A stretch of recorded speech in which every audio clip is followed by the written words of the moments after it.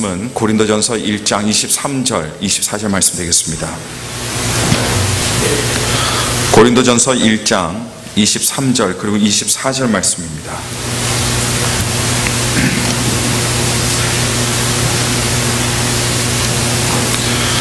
신약성경 263면을 여러분께서 열어주시기 바랍니다. 고린도전서 1장 23절 그리고 24절 말씀입니다.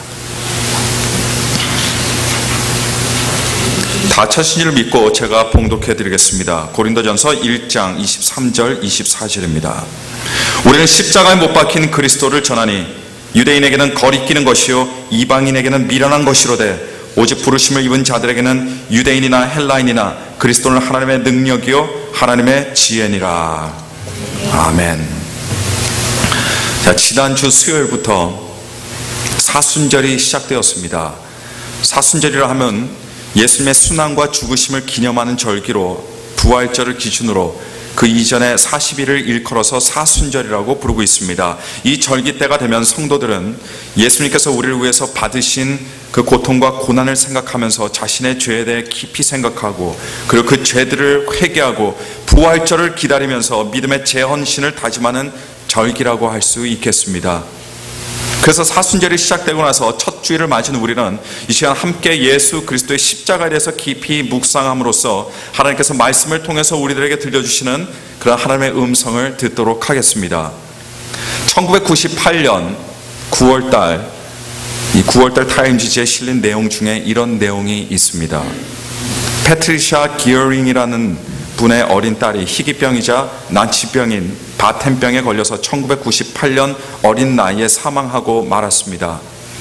부모는 딸의 장례를 치르고 무덤에 조그만 십자가 비석을 세워줬는데 하지만 그로부터 얼마 안 있어서 그 지역 당국에서 그 십자가 비석을 치워줄 것을 권고받게 되었습니다.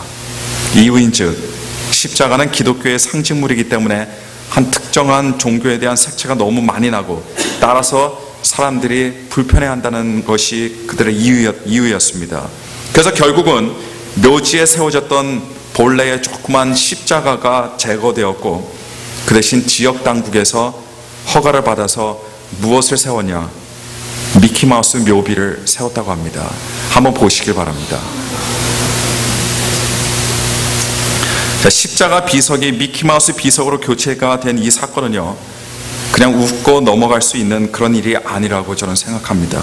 왜냐하면 이것이야말로 오늘날의 미국의 사회상과 변화하고 있는 미국인들의 가치를 잘 대변하고 있는 사건이라고 여겨지기 때문입니다.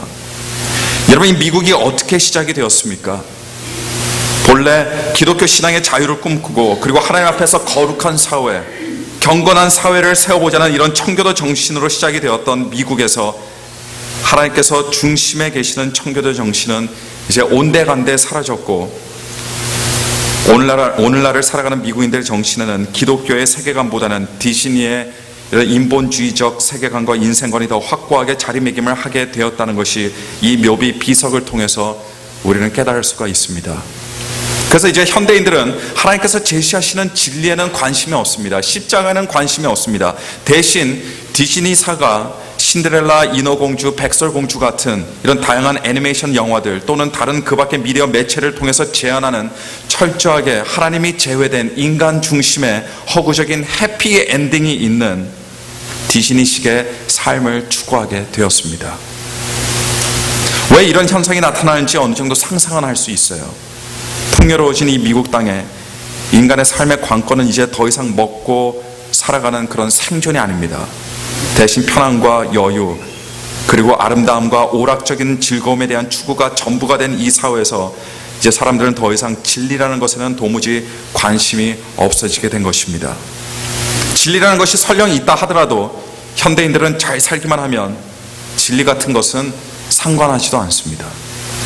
돈과 물질에 대해서는 두 손을 벌벌벌 떨어도 하나님의 진리에는 눈 깜빡하지 않는 사회가 지금 우리가 살아가고 있는 사회입니다. 사람들은 물질을 통한 인간의 행복이라는 것은 믿어도 하나님은 믿지 않습니다. 그래서 예전에 미키마우스가 한갓 어린이들을 위한 오락물에 지나지 않던 시절에 그 미키마우스가 자리 잡고 있던 그 자리에 사람들은 하나님을 세우게 되었고 예전에 사람들이 하나님을 높이 세운 그 자리에는 거꾸로 미키마우스를 세우게 된 것입니다. 그러니 이제 묘지에는 인간의 한계와 인생의 죽음에 대해서 심각하게 생각하게 만드는 그런 십자가는 사라지게 되고, 미키마우스처럼 다양한 디즈니의 캐릭터들이 세워져서 인간의 죽음까지도 완전히 다른 의미로 채워놓게 되었습니다. 여러분, 인간에게 있어서 죽음이라는 것은 아주 의미심장하고 중요한 사건인데, 그 죽음이라는 것이 이제 디즈니식의 세계관으로 해석되고 받아들여진다면 죽음뿐만 아니라 인간의 삶, 인간의 인생 자체에 대한 의미도 그렇게 달라질 수밖에 없다는 겁니다. 안타까운 것은 심지어 기독교인들 사이에서도 십자가라는 것은 그저 아름답고 신비한 기독교의 상징물이거나, 아니면 십자가를 민간 신앙의 부적처럼 여겨서 십자가를 가지고 다니면 사고나 불행에서 보호해주는 행운의 물건으로 치부하거나, 십자가를 바라볼 때에 우리 예수 그리스도의 헌신과 희생에 대한 생각은 전혀 하지 않고 그저 마음의 평안과 위로를 느끼는 그런 심리적인 차원에서의 security blanket, 즉 아이들이 심리적인 안정감을 위해서 껴안고 다니는 이불처럼 십자가가 심리적으로 의지하는 대용물로 전락되어 버린 사례는 우리 주변에서 쉽게 찾아볼 수 있습니다. 2004년에 유명 영화 배우 멜 깁슨이 메가폰을 잡아 예수님께서 돌아가시기 약 12시간 전부터 부활의 순간까지 있었던 예수님의 순환과 그리고 십자가 죽음의 사건을 영화로 만들어서 The Passion of Christ라는 제목으로 영화관에 상영을 했습니다. 멜 깁슨 감독은 예수님의 거룩한 신성에만 초점을 맞추었던 이전의 예수님의 영화들과는 파격적으로 다르게 예수님께서 인간의 육신을 입으시고 실제적으로 겪으셔야 했던 그 험난한 고통과 순환, 그리고 그분의 죽음을 미화시키지 않고 아주 현실적으로 스크린에 담아내려고 그렇게 노력을 했습니다. 그 영화가 개봉이 되었는데 종교적인 내용의 영화였음에도 불구하고 수많은 사람들이 이 영화를 보기 위해서 극장을 찾았습니다. 그리고 예수님의 순환 받으시는 모습이라든가 십자가에서 돌아가시는 모습이 얼마나 참혹했는지 그 영화를 관람했던 모든 사람들의 마음에 큰 충격을 안겨다 주었습니다. 심지어 그 영화를 보다가 심장마비를 일으켜서 그 자리에서 죽은 사람도 있었다는 사실은 아마 여러분들께서도 익히 잘 아시고 계실 겁니다. 어떤 교회에서 이 고난 주간만 되면 이 영화를 보여주는 그런 시간을 갖는다고 하는데요, 이 교회를 다니던 어떤 성도님 한 분이 제게 이런 말씀을 하신 적이 있습니다. 교회에서 이 영화를 틀어줄 때마다 자신은 안 간다는 겁니다. 예수님의 고난 주간이라 예수님께서 당하셨던 수모와 고난을 다시 떠올리는 것은 당연한 일이지만 영화가 너무너무 잔인해서 자신은 한 번은 보았지만 결코 두 번은 보지 못한다는 저한테 그렇게 말씀하신 적이 있습니다. 그만큼 예수님의 십자가 사건은 잔인함과 처절한 고통을 의미하고 있다는 사실을 우리는 잊어서는 안 되겠습니다. 아주 오래전에 예수님께서 십자가의 형틀에서 피투성으로 비참하게 돌아가시고 약 50년, 60년이 지난 이후 사도 바울은 고린도 교회 성도들에게 십자가에 관한 내용을 편지에 써서 보냈습니다. 그리고 말하기를, 우리는 십자가에 못 박힌 그리스도를 전하니 유대인에게는 거리끼는 것이요 이방인에게는 미련한 것이로다 라고 이렇게 말했습니다.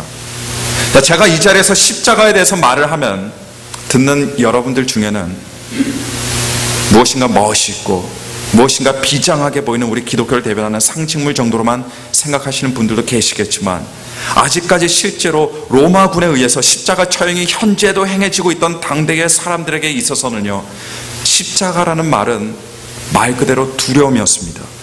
그래서 십자가에 대한 말만 들어도 온갖 쏟아지는 피와 떨어지는 살점과 처절한 고통의 신음소리만 연상이 되는, 생각조차 하기 싫고 치가 떨리며 등골이 오싹한 그런 처형 틀이 생각이 났습니다. 마치 조선시대 산골짜기에서 사는 아이에게 호랑이 이야기를 한다면 울던 아이도 울음을 멈춘다지만, 오늘날 아이들에게 호랑이 이야기를 하면 오늘날 아이들은 무슨 생각을 하게 됩니까? 88 올림픽 때의 호돌이를 생각하거나, 어린이들의 만화 푸에 등장하는 귀여운 호랑이 티거를 생각하거나, 또는 켈로그 시리얼에 나오는 아이들과 뒤섞여서 웃으면서 축구하는 호랑이 토니의 모습을 연상하는 것과 마찬가지입니다. 조선시대 산골짜기에 살던 아이에게 있어서 호랑이와 오늘날 만화를 보고 시리얼을 먹고 자란 현대의 아이들에게 있어서 호랑이는 전혀 다른 존재가 되는 것과 마찬가지로 2000년 전에 성도들이 인식하던 그 십자가와 오늘날 보통 사람들이 인식하는 십자가는 완전히 다른 것이 되었다는 겁니다.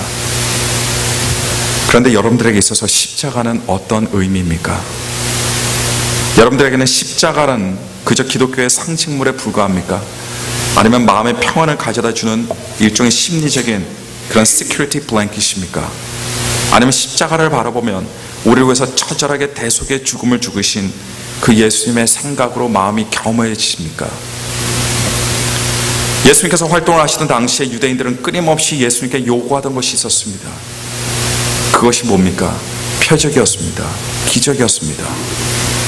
사람들은 자신들이 믿어도 이런 표적과 기적이 있어야만 믿겠다고 한 겁니다. 이 말이 한마디로 무슨 말입니까? 하나님께서 하나님이 되신다는 증거를 내놓아 보라는 것이었습니다. 그리고 예수님께서 십자가에 달려 돌아가시던 그 순간까지도 사람들은 무엇을 찾았습니까? 여전히 그 십자가에서 기적과 표적을 찾았습니다. 그래서 사람들이 예수님을 조롱하면서 내가 정말 하나님이라면 너 자신을 구원하여 십자가에서 내려오라, 그렇게 우리로 하여금 보고 믿게 하라 라고 이렇게 말한 겁니다. 하지만 예수님께서 그들에게 기적과 표적을 찾는 그들에게 보여주신 것은 십자가에서의 처절한 죽음이었습니다. 사람들은 능력을 기대했지만 예수님께서는 십자가를 통해서 약함을 보여주셨습니다. 사람들은 승리를 기대했지만 예수님께서는 십자가를 통해서 패배를 보여주셨습니다.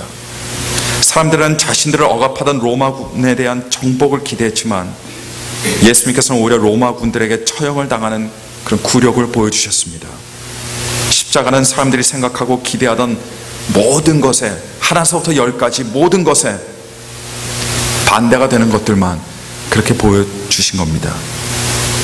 교회를 처음 오는 사람들은 교회에 대해서 아무것도 모른 채 머리에 백지 상태로 오는 것이 아닙니다. 그런 사람 단 한 사람도 없습니다. 그것이 옳든 틀리든 나름대로 교회에 대한 생각이 있고 교회에 대한 기대가 있고 바람이 있어서 교회에 오게 됩니다.